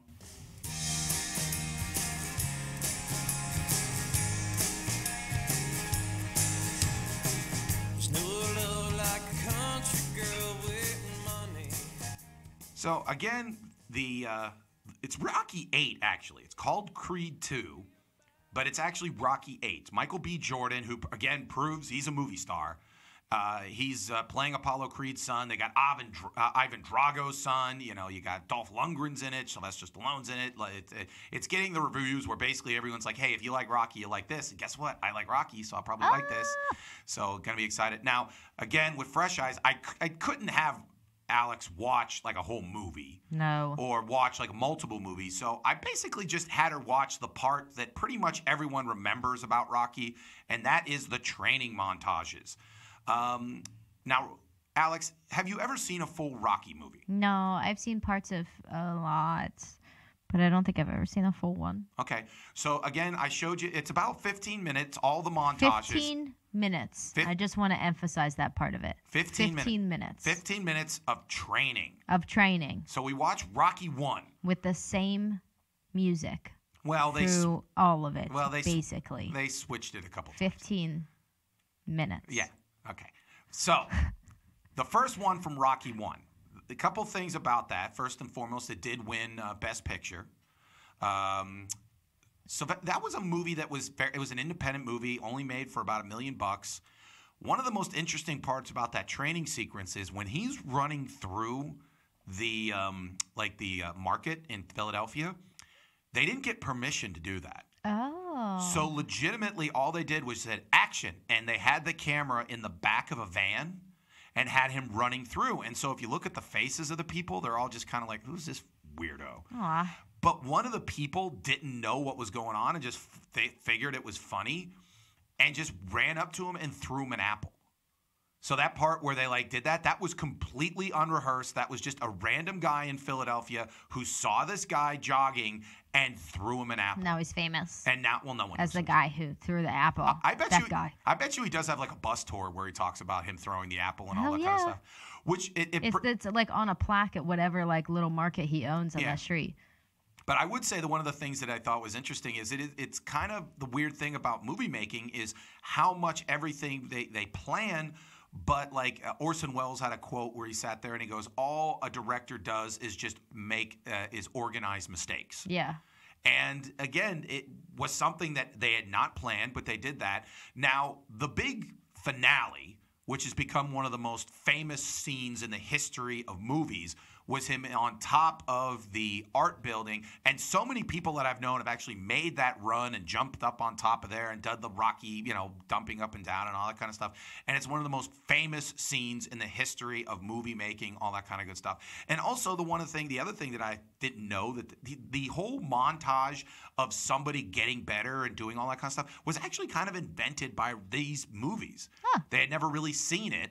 And again, for a movie that was kind of supposed to just be kind of like a throwaway independent movie, for it to become such a cultural icon and everything was so incredible. And also the simple fact that, again, Sylvester Stallone, the what he went through to make the movie. So with the first Rocky, what did you notice about it outside of the fact that it's the same music and all that kind of good stuff? It's the same music, and I mean, this is definitely a scene that I've seen probably 1 million times. I don't know if I've seen anything from the other Rocky movies, to be honest, but obviously this one is ingrained in your mind. I think when you're born, I think they show it to you at the hospital, because I'm pretty sure every single person knows this scene of him running up the steps and stuff like that, which is pretty cool. That's pretty cool that you could sit there when this guy had no money. He had to sell his dog, and he writes a scene in a dingy apartment in New York City that ultimately becomes one of the most famous scenes in the history of movie making. Yeah, definitely. I do think that's pretty cool. I think really the other ones are the ones that I get kind of bored. Well, the second one, the difference is that Same music, slightly more disco-y. Sure. He does, if you've watched every one like I've had, you do kind of see the difference in terms of the music. But I would say one of the things that, I do the bit where things that just as an adult you just kind of find weird. If in 2018 the heavyweight champion of the world had 5,000 kids running behind him, that would create a little bit more issue. Because it's almost one of those things at the end of Rocky 2 when he's running up the steps, now he's with 5,000 kids and he's jumping up with 5,000 kids and everybody's sitting there. Could you imagine what would happen if 5,000 adults didn't know where their kids were, and it turns out they were hanging out with the heavyweight champion of the world? That's what I was thinking too. They just run off from wherever they are and okay, I'm not saying bye to your parents at all. What, we'll pick you up on the other side of the whole city in in hours. I don't know. It probably takes hours for them to get there. And also, none of these kids were exhausted. Yeah. They just kept running with this guy. Yeah. And then at the end, it's just it is a little creepy looking. You know what I mean? To see this guy and he's oh my God, I'm the coolest guy ever. All these kids love me. And it's this is. It was actually based on the fact that Smoking Joe Frazier, who was a boxer out of Philadelphia, would occasionally, little kids would run after him and he'd say, hey, you want to run with me? And he would run with little kids. Yeah. Now, in 2018, you can't tell a kid who's playing on the side of the street, hey, you want to run with me? Hey, you want to come along? You know? And if you saw some guy, especially wearing the clothes that he wears in these movies, I don't think I'd just follow him running. Yeah. The other thing about the Rocky 2 one is when he jumps over the park benches. Oh, yeah. And I'm sitting there and I'm you know what? I could see Sly going up to him and sitting there. By the way, I call him Sly because he's my dude. And I sit there and I go and if I go up to the director, be yeah, I'm going to jump over these park benches. And they're no, you're not. Yeah. Because if you trip and break your leg, We're done. we don't have a movie anymore. And And they're like, no, no, I I'm got going to it. jump over these. No, you're not. We're going to have a guy who is like a professional hurdler do that. He goes like, no. It's like, could you imagine he twisted his ankle? Yeah. Or like, well, that's one of the things like I remember about all these movies is how good in shape he is because like he did have to run these things. Like one of the most famous things is like in Forrest Gump when you see him running a lot. Yeah. A lot of the times that's actually Tom Hanks's brother. Wow. And the reason why is because they sat there and they were like, yeah, Tom, if you twist an ankle or you tear a hamstring, we have to shut down production on this giant movie. Right. So, yeah, you'll run a little bit, but then the rest of it, we're just going to make your brother look like it. I did like the one, like, in the beginning before all the little kids are following him and weird stuff, where they're, like, everyone's, like, saying hi to him while he's, like, running and stuff. It reminded me kind of like Beauty and the Beast. Yeah. I thought it was real cute. I thought they should have did a little song and dance there. Yeah. But, yeah, I guess he just kept running. Yeah. Now, the third one is the weirdest one in my book. Rocky 3. Is this the mountain one? No. This This is is the the beach beach. one. Okay. This is he's out in L.A. He's getting the Eye of the Tiger back with Apollo Creed. A couple things about it. First and foremost, the one thing that strikes you immediately is the 80s garb. The short shorts and tube socks. Yeah. I was all about it. And the headband. Yes. You get it. And his face just even looks like completely different. You know He's what I mean? definitely gotten more cut, and you can It's tell like that they made him into an 80s person. Yeah. He could be in Baywatch if he wanted to be. he was so nuts about it. He legitimately got such low body fat for Rocky 3 when he was in LA because he wanted to like, oh, this movie's about changes and about, getting to a higher level, that it got to the point to where the only thing he would eat would be like oatmeal, raisin, like some sort of like weird cookie. He was eating like less than like 500 calories a day and just drinking coffee with honey so he'd stay awake. And so like he was losing blood to his brain. So there's like shots of him standing on his head to get the blood back to his brain. Oh my God. Because he was just so ripped and he had no body fat. You actually need body fat to live. So, but that was That's weird part. pretty scary. Yeah, it's pretty scary. But the one thing about this one, quad shots. Oh my God, so many of them. Like the first one, I was like, okay, that's weird. But then like you go back to it. Yeah. And then, so they had those, and it's like, okay, this is a really weird shot. It's literally just of their quads, nothing else. Yes. Like no, like top of their body, nothing No. like that. Just zoom in And I think exactly Sly on Stallone was that. the director of this movie, so he was like, no, we do quad shots. And Yeah, like, we gotta really? get the ladies. Yeah. And then they do shots like real close up of his face while he's like crazy running. So Yeah. it's like his face is like blowing in the wind. Yeah. And you're like, this is fucking weird. You And could have then- just showed me running and I get I get the same.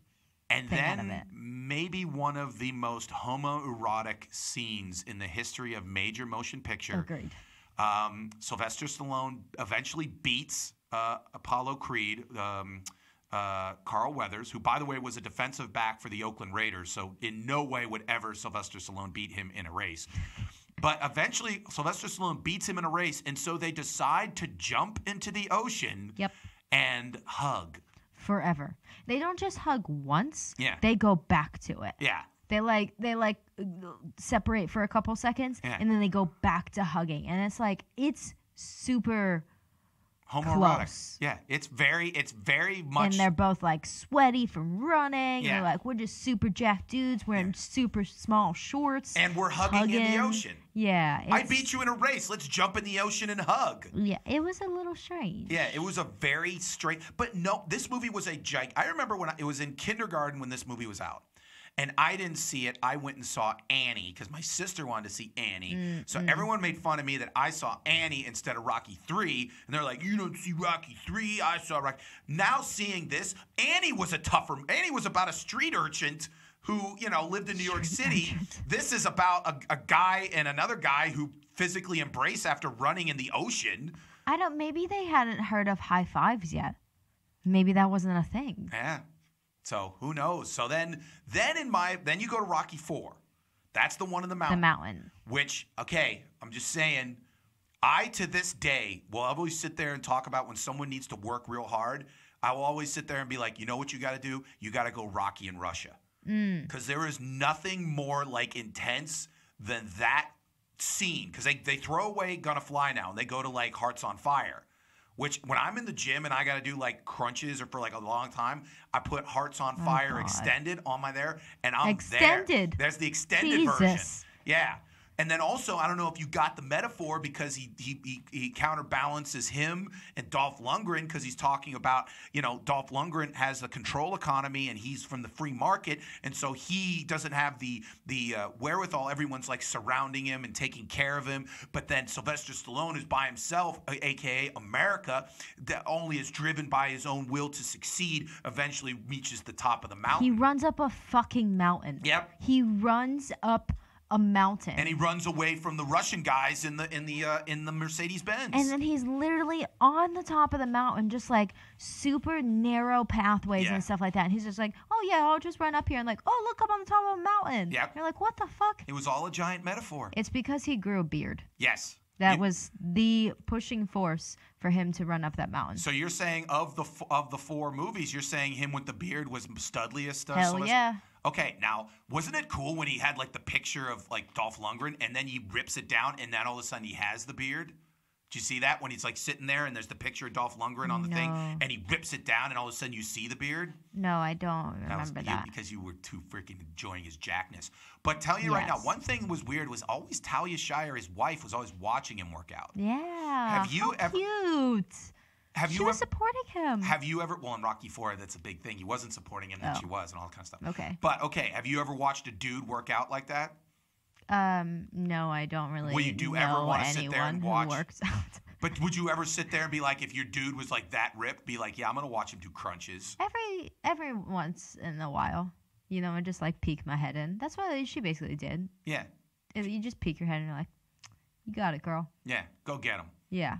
And then I'm like, oh, I leave the room. I'm like, I have a pretty hot, whatever. Husband. Yeah, husband. That's what they call it. Yeah, that's what that thing. When you're married. Yeah, to someone. but no, I never watch anyone work out. I don't work out myself, so it's not like I go to the gym. Would you like to watch like a boyfriend be jacked and do the thing where like he does? I've done the thing where you hold to the back and you have your legs go up and down like he did, except I don't have like my trainer sitting there going, no pain.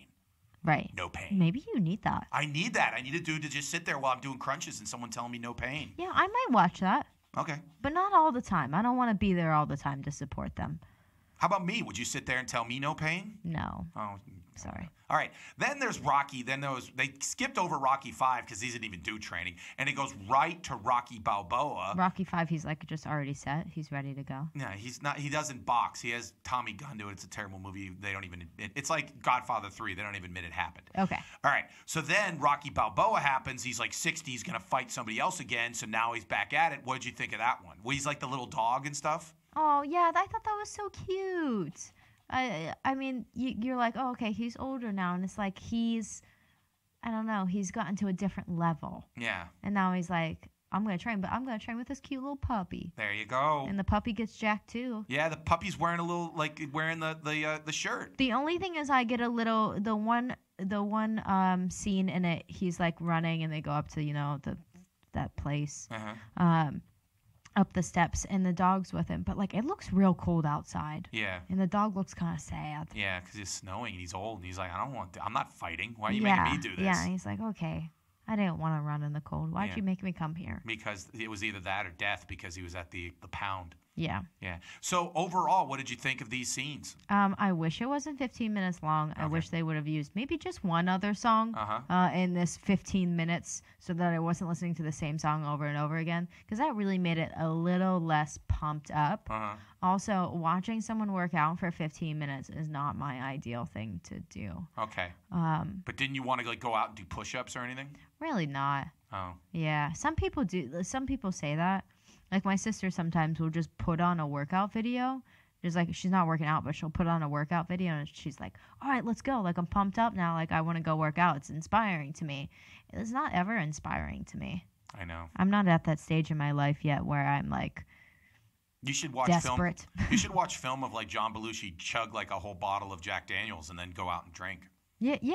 Then you go. That might get me pumped up. But I did overall, I think it was cool to see these scenes. Now there's more scenes ingrained in my brain of Rocky. And maybe someday when I get up, the courage to work out and run on a regular basis, I'll think of these scenes. You got to run to the top of a mountain and scream Drago. If I could run to the top of a mountain, I feel like I'd be doing much better things. Okay. Anyways, that was Fresh Eyes. Thank you very much, Alex. You're welcome. Now, next up is our beautiful segment called News and Notes from the World of Sports Weirdness. Play the theme song.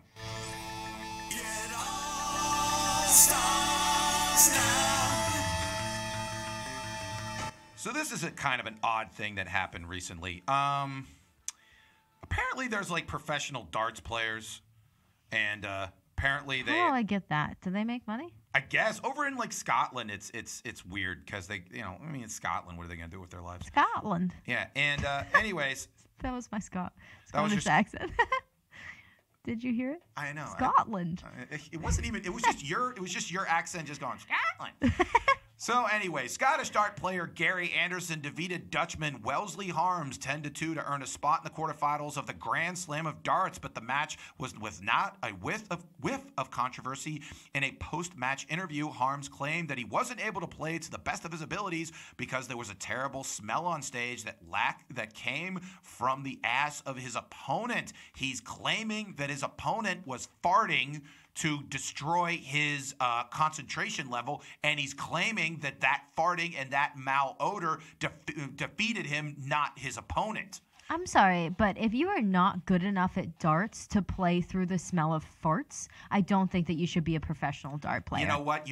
This is why we've been doing this show for too long. That's exactly my take. Yes. If you are at the point where you feel you are a professional dart player, Yeah. and you feel that farts are enough to disqualify you and say, you know what, I can't concentrate, then you know what, maybe you can't play in the big leagues of darts. Rocky would never say that farts distracted him when he lost a match. No way. When Clever Lang beat him, he didn't claim farts.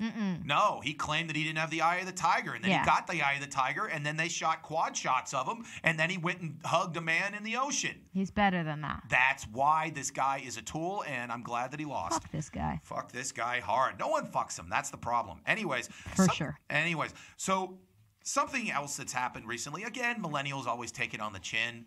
So this is real. Take it on the chin. Like punch. Again, like I've boxing. never heard that. You've never heard, this guy really took it on the chin? No, for some reason that really sounds sexual to me. You're saying it's balls on the chin is what you're thinking right now. Sure, yeah. Okay, it's actually punch. Okay, whatever. Okay. Who cares? Anyway, so they have a new game, Monopoly for Millennials. So as you can see on the top. Oh my God. Yeah, I didn't even see the little quote there. Yeah, read it. Forget real estate. You can't afford it anyway. Aha. Then what do you see? That's hilarious. You see what the Monopoly guy's got? He's got a participation trophy on his thing. Cute. And some coffee. Yeah, and he's there's got like coffee and all that kind of a stuff. no meat sign and bicycle sign and bicycle rack and blah, blah, blah. Anyway, so it says this is This doesn't really exist, right? Yes, it does. You can buy it on Damn Walmart. you people. All right. What is Hasbro coming to I don't that know. they're making this? I don't know. They apparently thought it was a great idea. Here's the description. So what happens when millennials can't afford fancy Monopoly properties in a Hasbro new game? The goal is to instead collect experiences, like going to a meditation retreat or crashing on a friend's couch or dining at a vegan bistro. Who the hell's playing this, though? People. Are millennials playing it? No, because they probably just be like, this is fucking stupid. They're all making fun of us. Yeah. And are old people playing it? Probably not, because they wouldn't understand any of this shit. If a player experiences something first, they can collect the money at any time an opponent lands on the experience. Also, the classic game pieces have now been replaced with a crying emoji and a hashtag symbol. Also, there are fewer spaces on the board, presumably because millennials are too lazy to finish an entire game of Monopoly. That's true of anyone. That is not a millennial thing. That is literally everyone in the world. I have never finished a game of Monopoly. Honestly, the games that I have seen end are terrible. They never end well. The last time that there was Monopoly played in my old apartment, I gave up because I didn't want to play to the end. So I sold all of my stuff. I think it was Liam and Zach playing. I sold all my stuff to Liam so that he would win because Zach is a very competitive person. We all wanted to see him lose. And then he won anyways. And everyone was angry and the boards were thrown. And, it's never a good thing. Just don't finish Monopoly. It's not ever a good ending. And also, especially when it's for millennials. You can get one for Millvale. We have Millvale-opoly. That's cool. Get that one. That's a cool one. The River's Edge is on it. Yeah. I didn't even look at it. Yeah, you should look at it. Because I'm a millennial. Yeah, because you're a millennial and you millennials. don't even pay attention. Someone who should pay attention to things is Tom Cruise. Why's that? Well, here's the thing. The whole key to being a big-time Hollywood super dude is having what they call a franchise. Like Rocky is Sylvester Stallone's franchise. So is Rambo. That's why he's doing Rambo 5. Yeah, he's doing Rambo 5. Anyway, so Tom Cruise has Mission Impossible. Right. Also, he's doing another Top Gun. Oh, gosh. Yeah, but the thing is that he wanted to do another one. So there's these string of books about a character called Jack Reacher. You remember the movie? Yeah, my dad loves those. Okay. Well, then the point is, and the problem is that a lot of people, when they cast Tom Cruise as Jack Reacher, didn't like it because in the book they make a big deal that Jack Reacher's like 6'5". Right. And Tom Cruise is 3 foot 2. Is a little tiny midget. Yeah. So, but he did it anyway because he's Tom Cruise and he thought he could be a badass and all that other kind of stuff. But what happened is the fact that now they're doing the Jack Reacher Netflix series. And so they go, hey, well, are you going to get Tom Cruise for it? And the author who owns the series still sat there and went, no, I'm not getting it because I admit it, him being too small actually did hurt the character. So he said basically Tom Cruise is too short to be Jack Reacher. I'm a little happy about it. Why? You don't like Tom Cruise? I'm not a huge fan. He's kind of like a Mark Wahlberg for me. I think he is. Not as bad. I think he is 90s Mark Wahlberg. Do I just not like short people? I think you don't. Ooh. I mean, you have a show with a 6'4" guy, so I think... think... They do. It's just, I think it's because they really seem like they're trying to make up for being short. You know, the funny thing about it is it doesn't matter the height of the woman. I have, met and everything, like 5-foot women and 6'1" women, whatever. One thing that women do kind of like all agree on, they're not huge fans of short people. I think, it kind of depends on your own height. If I was 4'5", I'd be totally okay with a 5'2". But even I've met 5'1" women who sit there and go, yeah, I can't date anyone under 5'10". Yeah, I don't know. That's just crazy. I mean, I'm not that huge on height, but I think it also depends on that person's personality. Because like I said, I don't want people who are like doing other things to compensate for being short. Just like own that you are short and just be that person. I'm okay with that. There you go. Another person who should own what they are people that eat at McDonald's. Why is that? Because so you remember a couple years ago, Morgan Spurlock or whatever his name is, did the TV show Super Size Me? Yeah. Which it was this documentary, which I think was total BS, in which he sat there and he ate 5,000 calories a day of only McDonald's. Yes.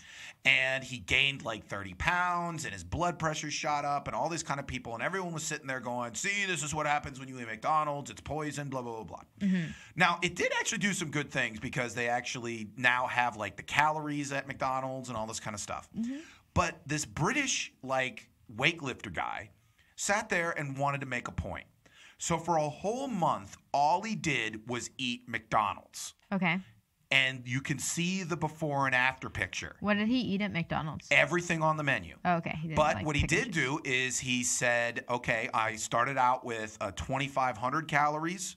Then I cut down to about 2,300. And then towards the end of the month, I was 2,000 calories. And I lifted weights and I ran and I did all this kind of stuff. And I got ripped as hell. As you can see the picture, he was pretty decently jack dude before, but then he got more cut after a month of eating McDonald's. And his point was, it's not McDonald's which is making you fat, it's that you're eating too much of it and that you're ultimately not exercising. Yeah, that's their whole lifestyle. So it's not just, and I think that's where like the whole Morgan Spurlock thing was BS, because he sat there and blamed McDonald's, and McDonald's is like, you can eat the salad, you can drink the water, right. We're not forcing you. And guess what? You don't have to eat here every meal. You don't have to eat like 5 cheeseburgers. Yeah. You can have like more low-calorie stuff, and guess what? If you go jog or you lift weights or whatever, you'll be fine. If you're a sloth and you don't do anything, then guess what? You're going to become a big fat pig. Yeah. So I like this guy. I personally think McDonald's should make him into their Jared minus the whole pedophilia. I really think that he looked better in the first photo. Just Really? saying. Yeah, I don't he's think a little bit too jacked. For I don't me in think the you're. second I photo. think you liked obviously in shape dudes, but you need a little cushion. I like my soccer player bods. Soccer players are kind of jacked. You like them Ronaldo. Yeah, I and just all- don't like super jacked dudes to where like I can see all of their veins, Mm-hmm. you know, and I don't really need that many abs. Mm. And he just seems very unproportionate. Now his like his mid center point is just weirdly smaller than the rest of his body. I know. But I'm not a fan. he should have maybe eaten more I Wendy's. kind of like dad bods. Anyways, yeah, the dad bods are big time.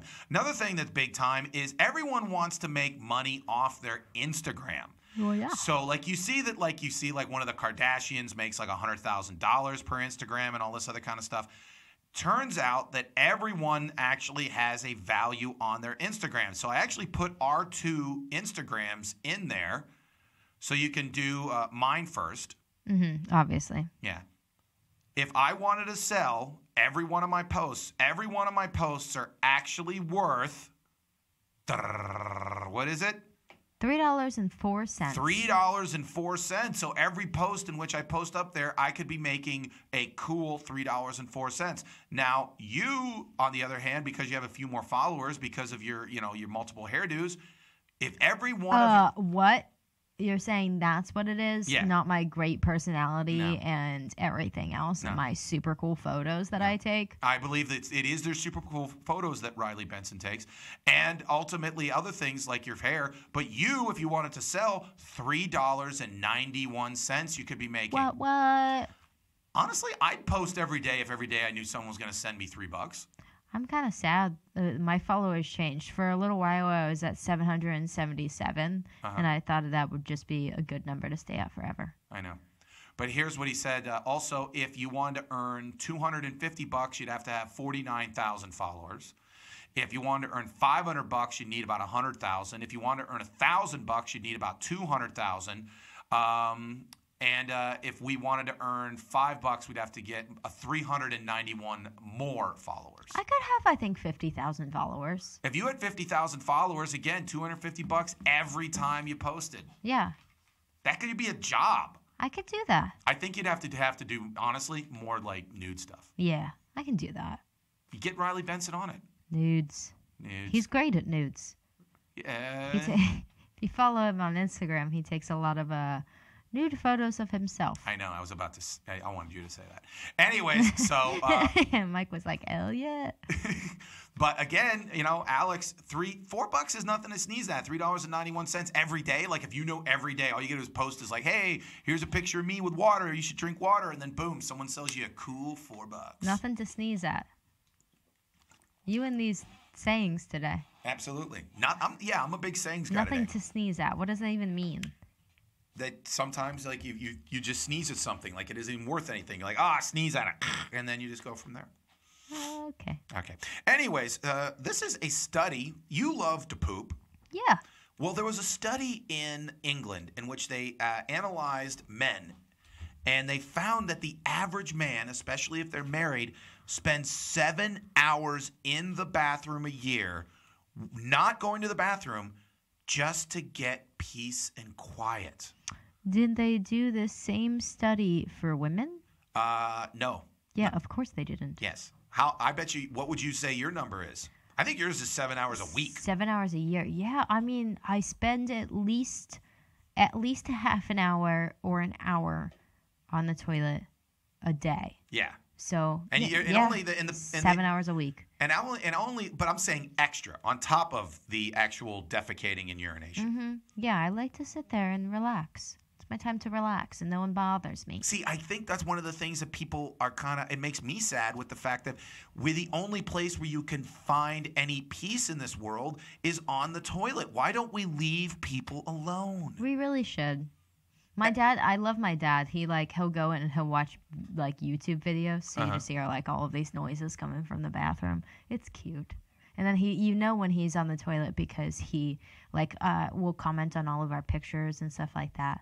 It's like, oh, Dad's pooping. He commented on my photo today. That is one of the things where sometimes you do catch somebody and you don't know what they're doing, and then you suddenly realize because you hear like a flush, you're like, oh, they've been pooping this whole time. Yeah. But that's what happens. Yeah. Again, $3. I mean, every time you pooped, you posted an Instagram photo. Damn. $4. Making money while you poop. Making money while you poop is the American dream. Another dream is being on the White House Correspondents' Dinner. Last year, I don't know.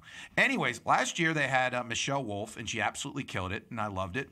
But apparently that's the end of that because the White House Correspondents Association has announced acclaimed author Ron Chiro as the featured speaker for 2019. The White House Correspondents Association has pleased to announce that Ron Chiro, a guy I've never heard of, one of the most eminent biographers of American presidents and statesmen, will be the featured speaker at the annual dinner. I am delighted, Ron says, that will share this lively and deeply researched perspective on American politics and history at the 2018 White House Correspondents' Dinner.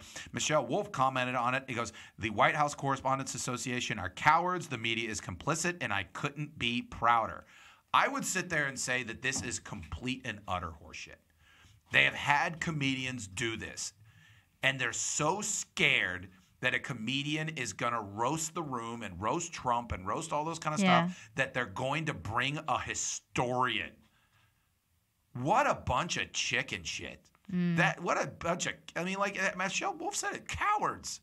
Bring a comedian. You're supposed to bring somebody on that is supposed to rock the boat, go up to power, make fun of them. How many times did George W. Bush or Barack Obama or Bill Clinton sit there and have comedians make fun of them 3 feet away from them? Yeah. But this administration is so thin-skinned they can't have a comedian make fun of them. Yeah.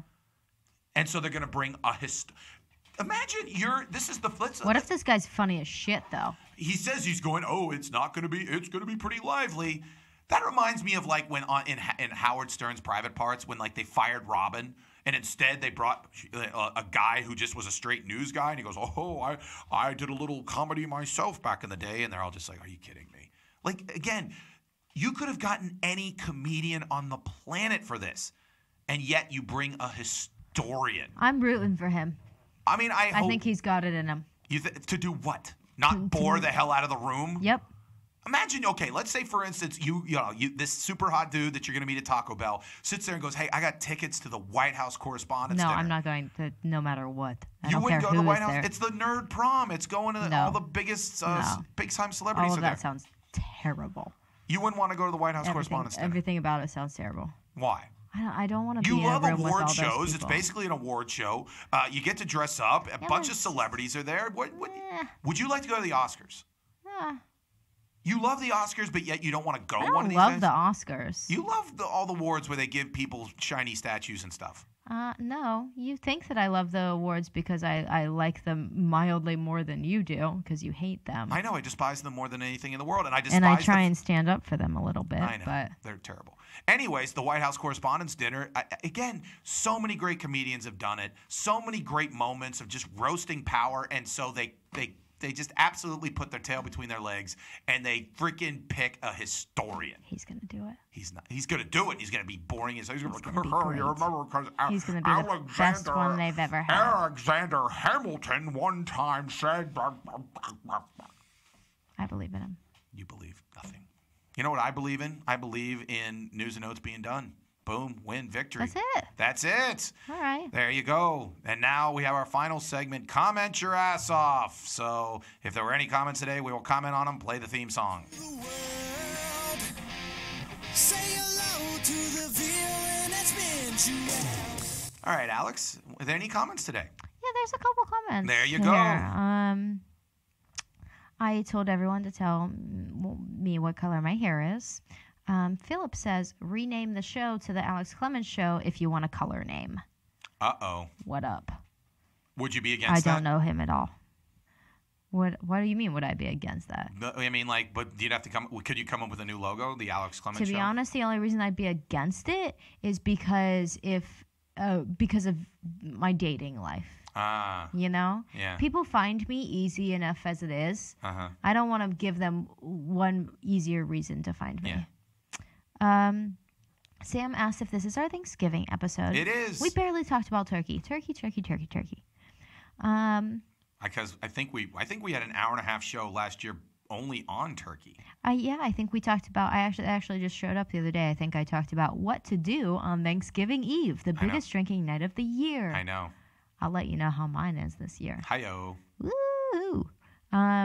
He also asked if we plan to broadcast in HD. I think we're in HD. I have no idea. He also asked if we ever interview comedians. We interviewed a comedian today. Sam. Yeah. Where were you? Yeah, where were you, Sam? Clearly you didn't tune in early enough. I know. He also asked, what's our favorite soap opera? Days of Our Lives. Okay, are we saying daytime? Are there nighttime soap operas? Well, that's what like Dynasty and LA Law and all those other things were. Those are just nighttime soap operas. The only one that I even know is Days of Our Lives. Like, the only one that... Those are some amazing shows. People are on those shows for 40 or 50 years. I think that's really incredible. That's what I'm saying. I just said they were incredible shows. Yeah. And the fact that you like these characters stay... And the schedule that they have. Like, they shoot something on Tuesday and it's on the air on like Friday. Yeah. I mean, it's a continuous day in, day out, just an incredible, thing to do. And if you can keep soap operas on for that long, that's what used to. There used to be like TV was weird in the sense that it was back in the day. When, like I was a little kid. Like anytime you were sick, it was like game shows from like 9 a.m. to like noon. Yeah. Then it would be the news. Then it was like soap operas until like 4. Yeah. And then like the cartoons would start up again. Yeah. But now like they're getting mostly it's news all this. It's news or Maury. There's very few like daytime soap operas anymore. I don't what? I don't know. I don't watch TV during the day. My dad just has the news on from about 7 a.m. until 7 p.m. It's just the news all day. What news channel does he watch? It's exhausting. What news? I don't even know. I think they listen to that. What's it called? Oh, they don't even watch it. It's not like CNN or MSNBC. No, sorry. They watch it. What's it called? OAN? Is that a thing?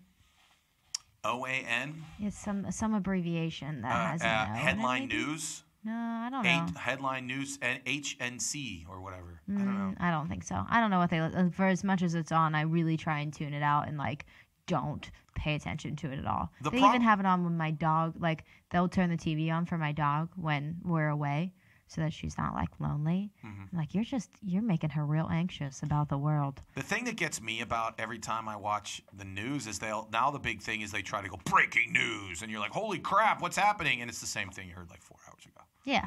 That's weird. But, you're right. It does freak you out because, like, you'll be sitting with your phone and all of a sudden you'll just be like, oh, what happened? Oh, 4 people got shot in Tunisia. And you're just like, oh, life sucks. Yeah. It really is bad. Yeah. Is there any other quotes? No, we'll just end on that. I know. Hey, remember the quote about Jesus, which is basically, let me paraphrase it. Hey, just live your life. Don't worry. Worrying ain't going to help you live 1 hour longer. That's what Jesus said. Don't worry. Or it was Jimmy Buffett, one of the two.